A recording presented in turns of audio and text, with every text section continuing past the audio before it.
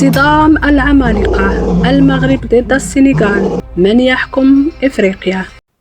تحت 17 سنة.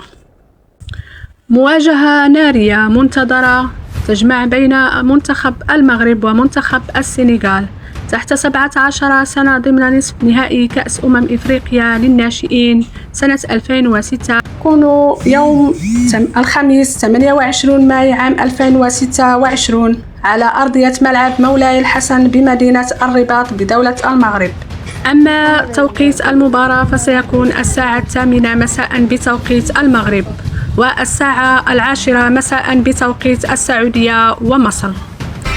عشاق كرة القدم الإفريقية، نحن على موعد مع ملحمة كروية تجمع بين أقوى منتخبين في القارة السمراء.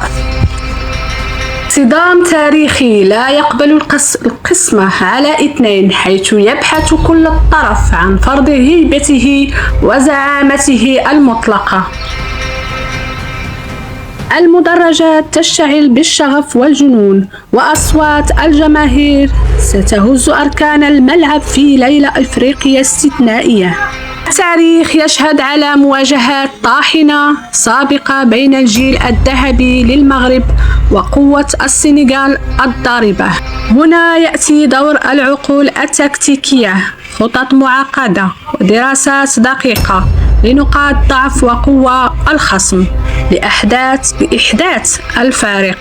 المعركة الحقيقية ستكون في وسط الميدان، صراع بدني شرس والتحامات قوية على كل شبر من العشب. التمريرات الحاسمة واللمسات السريعة في عمق الدفاع ستكون هي المفتاح السحري لفك شفرة المباراة.